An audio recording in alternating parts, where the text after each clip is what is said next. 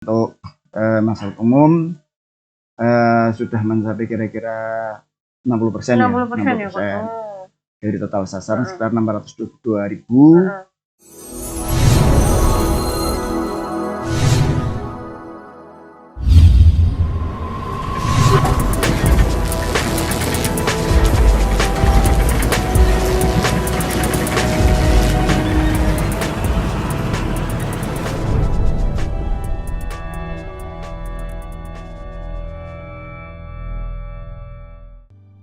Assalamualaikum warahmatullahi wabarakatuh. Salam sejahtera untuk kita semua. Healthiest dimanapun Anda berada. Kembali lagi bersama saya Mas Sofan di Ngobras, ngobrol santai kesehatan. Kali ini kita sudah kedatangan narasumber yang sangat luar biasa, Pak Suharjito SPM. Selamat siang Pak Jito. Selamat siang, Mas Sofan. Siang menjelang sore ini ya Pak ya? Betul. Apa kabar Pak Jito? Sehat? Alhamdulillah sehat. Alhamdulillah. Untuk aktivitasnya apa Pak selama ini Pak? Akhir-akhir ini Pak? Kita mengejar vaksinasi. Vaksinasi ya Pak? COVID ya. Oh iya lupa, tadi saya belum menyebutkan profesi beliau. Beliau adalah anggota tim COVID-19 dan tim vaksin di Kabupaten Batang. Beliau ini yang Bulawangkah yang menangani vaksin ya Pak ya, selama pandemi COVID-19 ini ya Pak ya.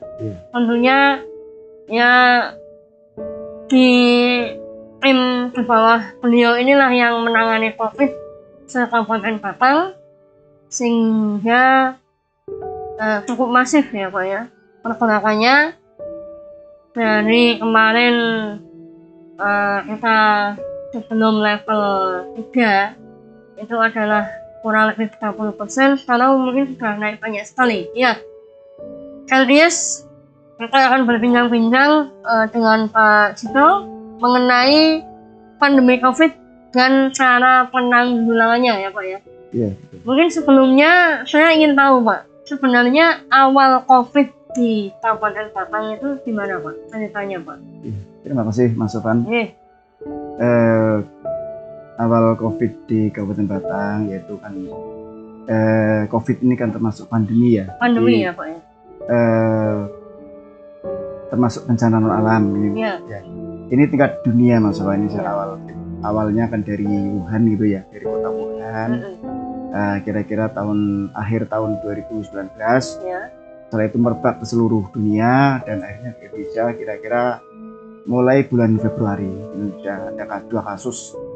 Ingat saya di Depok itu ya ada 2 orang yang Februari mana? Februari di Batang kira-kira bulan Maret gitu. Kasus mulai muncul kasus COVID-19. Berarti awal kasus ada itu Maret 2020. Kira-kira Maret ya. 2020. Berarti ini sudah hampir 2 tahun ya Pak Jito ya? 2 tahun lebih. Ini sudah ini 21 bulan November. 21 bulan November. Berarti kan sudah 2 tahun lebih.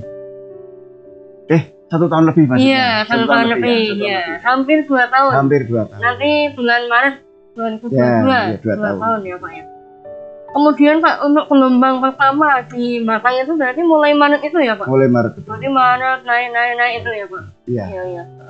Bagaimana Pak? Awal-awal mungkin dari tim kesehatan bagaimana Pak? Ada pandemi awal itu bagaimana Pak? Penanganannya? Ya, memang awal masuk Batang itu memang sebelum masuk saja kita sudah mengantisipasi pergerakan pekerja dari luar negeri, misalnya istilahnya pelaku perjalanan yang masuk ke Batang, kita pantau. Kita mengerahkan tim di tingkat puskesmas. Siapapun yang masuk ke Batang kita pantau, kita cek kesehatannya.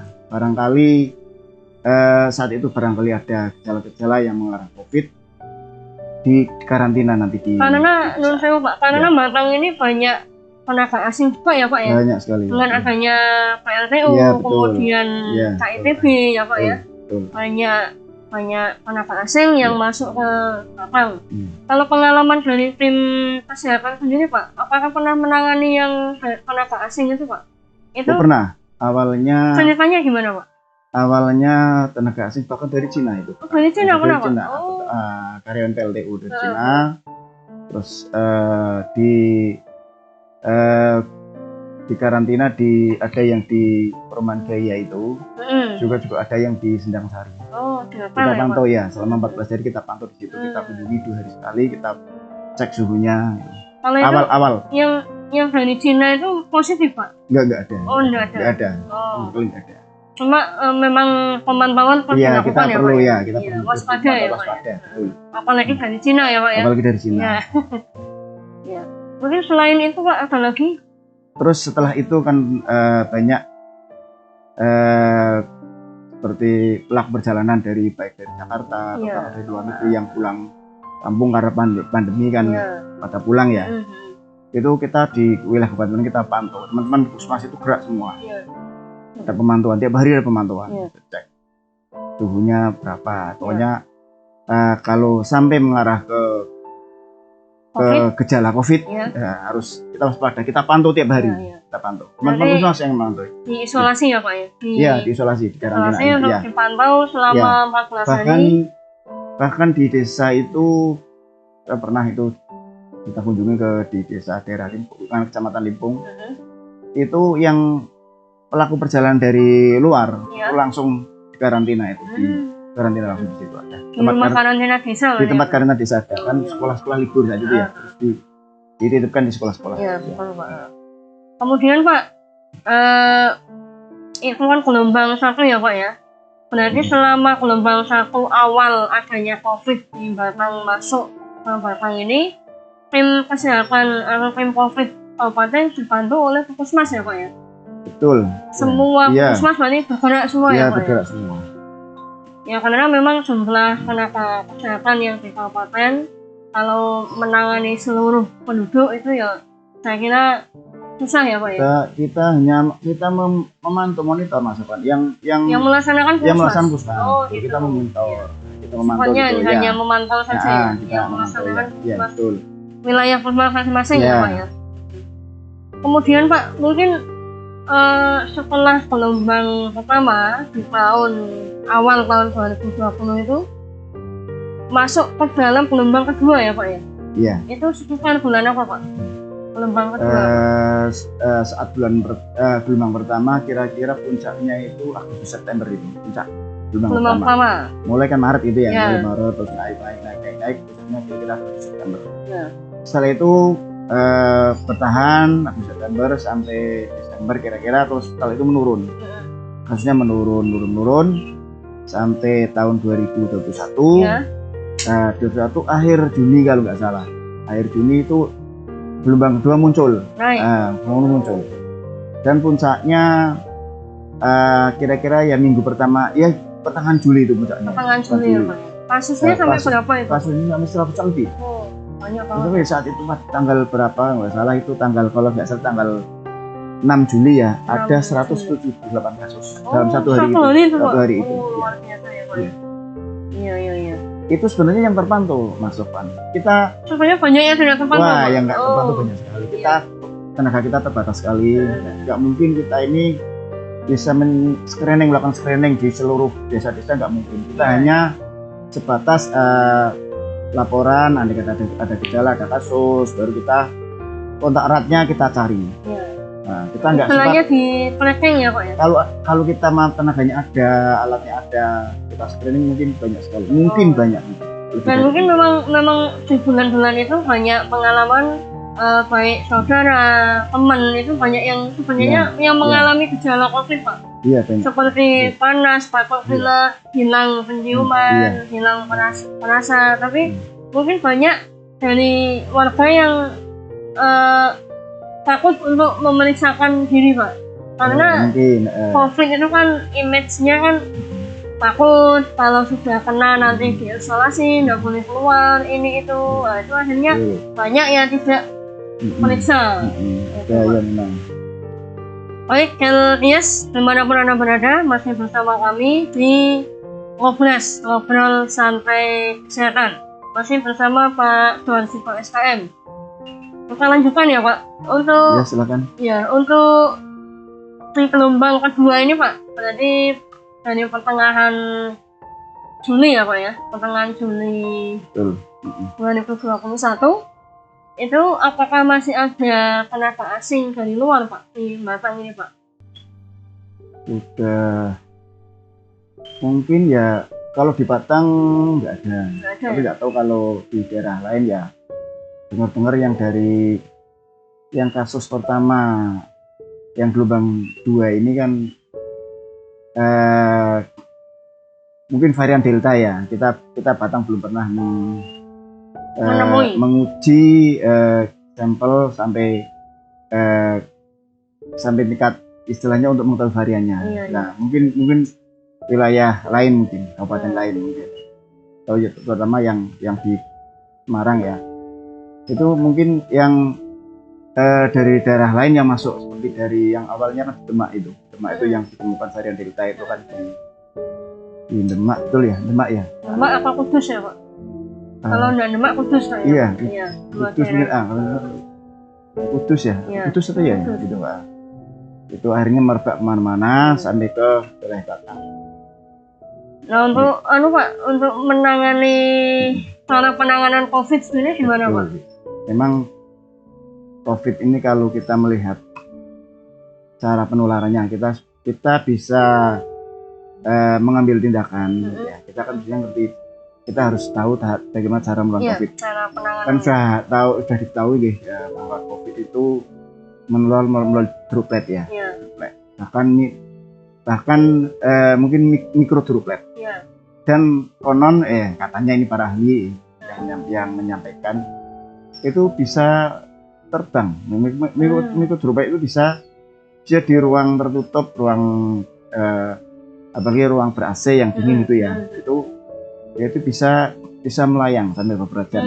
Jadi di samping droplet juga istilahnya aerosol itu. Aerosol itu kita hembusan dari kita bernafas dalam satu ruang tertutup. Nah, itu potensi penularan sangat tinggi sekali. Berarti memang untuk penanganan yang terbaik itu memang dengan prokes itu ya Pak? Ya, itu prokes itu kan ada istilahnya 3M itu ya. 3M itu sering mencuci tangan pakai sabun ya, satu. Terus menjaga jarak dan pakai masker. Itu memang sepanjang kita belum ada 3M dan 3T, penanganannya 3TT itu tracing, testing dan pengobatan itu apa? Kita obati itu treatment. Treatment. Jadi sebelum kena COVID kita prokes ya, 3M, sering mencuci tangan pakai sabun, menjaga jarak dan memakai masker. Itu salah satu untuk memutus transmisi penularan. Karena pencegahannya gitu. Tambah 2 Pak. 5M kadang-kadang kita gini. Karena 5M tambah 2. Kerumunan ya. Menghindari kerumunan dan mengurangi mobilitas. Betul. Iya. Juga itu. Nah kalau sudah kenal lah itu baru kita 3T itu. 3T itu tracking, itu kita tracking ya, kita lacak, terus testing, kita ambil sampelnya, kita kirim ke lab, dan treatment kita pengobatan. Itu treatment di rumah sakit, isolasi di rumah sakit. Kalau misalkan yang tanpa gejala Pak, itu isolasinya di rumah sakit apa di rumah Pak?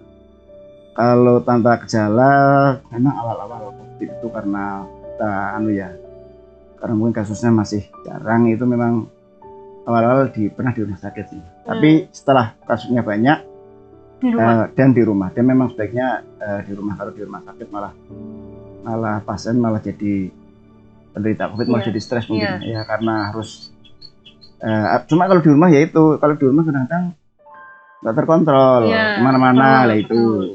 Kadang jenuh ya Pak ya, 14 hari harus di rumah ya. Kemudian yang serumah nanti bagaimana kan masih pengenannya kan macam-macam. Terus asupan makanannya gimana? Ya kan juga harus ada lingkungannya, terutama tingkat RT RW harus harus ikut memikirkan. Iya, betul Pak. Jadi intinya harus gotong royong, saling mensuplai ya Pak ya, saling mendukung. Dan mungkin intinya kalau ada keluarga kita, tetangga kita yang terkonfirmasi COVID itu ya memang dukungan dari keluarga, dari lingkungan itu sangat membantu sekali ya Pak ya. Sangat membantu. Ya, kalau ada yang sudah terkonfirmasi kemudian malah di di pojokkan ya, kemudian ya akhirnya malah imunnya tambah turun ya Pak ya. Betul, imun turun ya karena stres terus asupan gizi juga kurang. Andai kata di rumah saja harus makan, harus ada yang ngantar mestinya kan, harus ada yang nganterin makanan, mestinya seperti itu. Dan juga harus cukup mestinya. Nah itu pemenuhan, makanya peran tetangga saudara itu sangat penting sekali, sangat menentukan sekali. Kemudian Pak Dito, untuk penanganan COVID-19 di Kabupaten Batang itu untuk yang masih apa Pak ini Pak? Yang dirasakan memang apa? Saat itu tahun 2020 kan kita mampunya hanya itu. Saat itu mampunya kita termasuk ya pemerintah pusat lah, mampunya kita masih 3T, 3M dan 5M ya. 5M dan 3T itu saat itu. Tapi wacana untuk penggunaan vaksin kan sudah akhir tahun 2020 sudah mulai ya Pak ya? Sudah mulai ya, bahkan pusat itu seingat saya ada SK pengadaan vaksinasi, terus penetapan vaksinasi itu ada, vaksinnya apa itu sudah mulai akhir tahun 2020 dan alhamdulillah tahun 2021 awal Januari kalau nggak salah 26 Januari Pak ya, kalau nggak 25 26 Januari. Batang ya Pak ya, dimulai di Batang ya. Itu pencanangan vaksin awal. Pencanangan itu Forkompimda yang dilakukan vaksinasi. Kalau Pak Dito, macam-macam vaksin itu apa saja Pak? Oh iya. Kok masyarakat kan banyak yang banyak yang ingin tahu. Sebenarnya macam-macam vaksin itu apa saja? Vaksin itu banyak sekali sebenarnya. Cuma karena saat itu yang mungkin mengapa pemerintah pusat awalnya pakai Sinovac ya, Sinovac ya produk China. Mungkin yang sudah ready karena mungkin Sinovac mungkin jadi yang saat itu yang sudah ready Sinovac dan akhirnya walaupun belum terdaftar di WHO saat itu, belum terdaftar di WHO, itu karena yang sudah siap itu Sinovac, akhirnya pemerintah menggunakan vaksin Sinovac. Setelah itu ada lagi vaksin Sinovac dari Cina juga, Sinovac. Jadi Sinovac ini Sinovac. Sinovac itu sebenarnya tujuan awal pemerintah Sinovac itu untuk program vaksin gotong royong untuk di perusahaan, karyawan perusahaan. Jadi sifatnya berbayar, perusahaan bayar sama pemerintah untuk menggunakan vaksin itu Sinovac. Tapi faktanya mungkin perusahaan banyak yang tidak mampu, jadi akhirnya bagaimanapun akhirnya karyawan perusahaan itu ya banyak juga yang pakai Sinovac. Di samping Sinovac juga belakangan akhirnya ada vaksin lainnya juga, ada AstraZeneca, ada Moderna, bahkan Johnson & Johnson dan ada Pfizer. Masing-masing vaksin itu secara teori memang istilahnya efikasinya pengaruh terhadap pembentukan antibodi itu macam-macam ya Pak? Macam-macam, berbeda. Yang paling tinggi apa Pak? Kalau berdasarkan informasi itu Sinovac itu sekitar 60% berapa, 65% kira-kira efikasinya. Yang paling bagus itu menurut informasi Pfizer. Pfizer itu untuk lansia itu sampai 90% efikasinya. Sedangkan untuk remaja, untuk 18 sampai 59 tahun itu efikasinya sampai 97%. Bahkan untuk anak remaja yang 12 sampai 17 tahun itu diinformasikan sampai 100%. Memang Pfizer itu memang diinformasikan itu yang paling bagus. Efikasinya maksudnya paling tinggi. Kalau capaian vaksin sampai saat ini Pak di Kabupaten Batang gimana Pak? Capaian vaksin alhamdulillah saat ini untuk masyarakat umum sudah mencapai kira-kira 60% ya. 60% ya Pak. Dari total sasaran sekitar 602.000. Nah itu 60%-nya kira-kira 377 kira-kira ya. Itu alhamdulillah di Batang sudah tercapai. Dan untuk lansianya sudah 44%. Oh, ya, berarti sudah banyak juga ya Pak ya? Ya, mestinya sudah level 2 mestinya ini ya. Tapi karena nanti ini ada Nataru itu ya, Nataru kan. Kemudian Pak Jiko, setelah kita melewati gelombang kedua ya Pak Jiko ya, itu apakah ada kemungkinan untuk gelombang ketiga Pak? Kira-kira bagaimana Pak? Untuk kedepannya Pak? Kalau kemungkinan yang jelas kita mengantisipasi. Mengantisipasi. Makanya ini ada surat dari instruksi Mendagri ya, instruksi Menteri Dalam Negeri ya. Ini untuk menghadapi mobilitas masyarakat di Natal dan Tahun Baru, mungkin mobilitasnya meningkat. Makanya ini pemerintah sudah menerapkan level PPKM level 3. Berarti membatasi kegiatan masyarakat. Karena dikhawatirkan andai kata muncul gelombang 3, ini kan tujuannya mengantisipasi mengantisipasi munculnya level gelombang 3 harus diterapkan PPKM level 3. Ya, harapannya mudah-mudahan untuk di Kabupaten Batang khususnya ya Pak ya, tidak terjadi level 3 ya Pak ya. Karena kita kemarin sudah melewati level 2 yang begitu luar biasa ya Pak ya. Banyak masyarakat yang terkonfirmasi COVID, kemudian banyak nakes juga yang terkonfirmasi ya Pak ya untuk kemarin di level 2. Oleh karena itu ya diharapkan ya kita berdoa bersama untuk mudah-mudahan di Batang ini tidak terjadi gelombang ketiga ya Pak ya.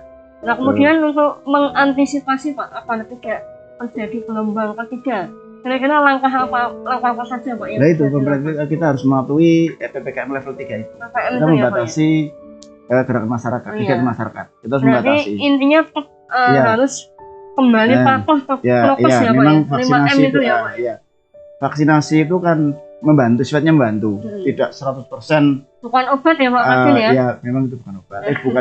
Bukan berarti dengan vaksin itu sudah kebal 100% tidak akan meninggal. Itu pasti walaupun sudah divaksin mungkin ada gejala ringan atau mungkin gejalanya ringan atau mungkin malah berat atau bahkan bisa mungkin ada kemungkinan menularkan pada orang lain tergantung daya tahan tubuhnya. Iya, betul. Memang setelah divaksin daya tahan meningkat, tapi kan setiap orang mungkin berbeda-beda.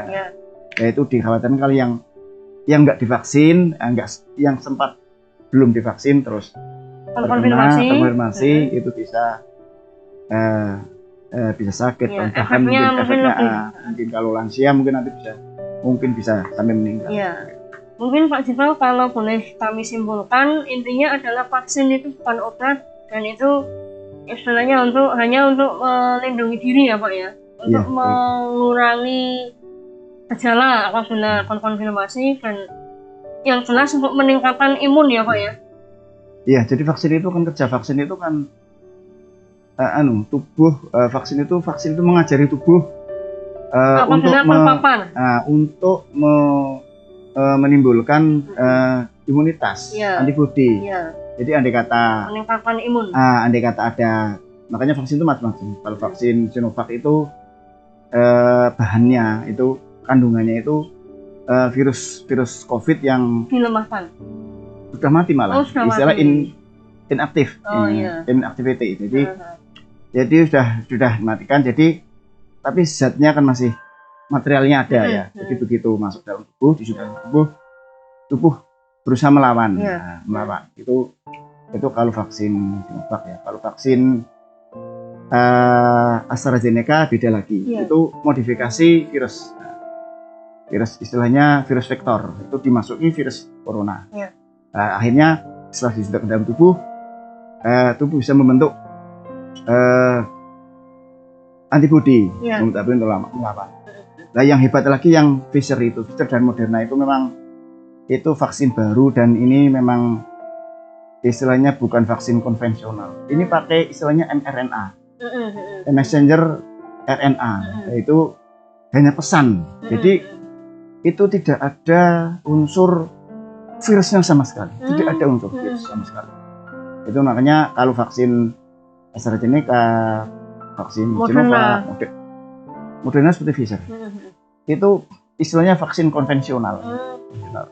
Kalau Pfizer dan Moderna istilahnya vaksin boleh dikatakan vaksin modern lah. Karena itu nggak ada unsur, nggak ada material virusnya sama sekali. Jadi isinya itu messenger RNA. Jadi setelah disuntikan dalam tubuh, vaksin itu istilahnya bekerja seperti pesan, messenger kan pesan ya.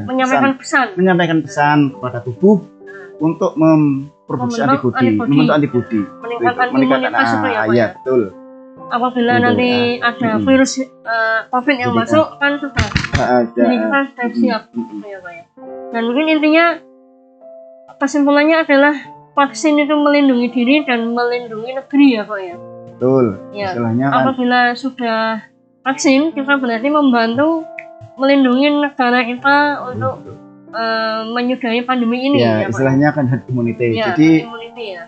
Jadi setiap penyakit yang menular, itu kan para epidemiolog, para ahli itu menghitung satu kasus itu bisa menularkan berapa. Gitu. Nah, kasus COVID ini setelah dihitung ini harus tercapai 70%. Nah, maksudnya tercapai 70% itu dengan capaian 70% itu insya Allah akan tercapai herd immunity. Jadi kekebalan komunitas. Jadi yang 30% bagaimana? Yang 30% itu dilindungi oleh yang 70%. Makanya vaksin itu kan capaiannya macam-macam, ada yang 7%, 85, dan 95. Itu sesuai dengan tingkat penularan. Iya, betul Pak. Ya asik sekali ya Pak ya, ternyata ya Pak ya untuk bahas pandemi COVID dan cara penanggulangannya ini ya Pak ya. Mungkin walaupun kita sudah vaksin, tapi tadi yang disampaikan oleh Pak Cito itu kita harus tetap melakukan prokes, mentaati prokes dengan 5M ya. Mencuci tangan, memakai masker, menjaga jarak, kemudian mengurangi mobilitas dan menghindari kerumunan. Itu ya Pak Cito ya. Yeah. Mungkin itu Pak Cito untuk kali ini, matur nuwun atas kehadirannya. Yeah. Terima kasih untuk semua pengalaman sharing ilmunya. Mudah-mudahan kita bisa kumulasi di lain kesempatan ya Pak Cito ya. Yeah, betul. Yeah. Sekian dari kami di Ngobras Healthiest dimanapun Anda berada, ngobrol santai kesehatan hari ini dengan tema pandemi COVID dan cara penanganannya. Untuk pertanyaan dan kritik saran yang membangun kami terima, silakan dikirimkan ke akun kami baik YouTube maupun Instagram. Sekian dari kami. Wassalamualaikum warahmatullahi wabarakatuh. Waalaikumsalam warahmatullahi wabarakatuh. Matur nuwun Pak Cito. Sama-sama Mas Pak.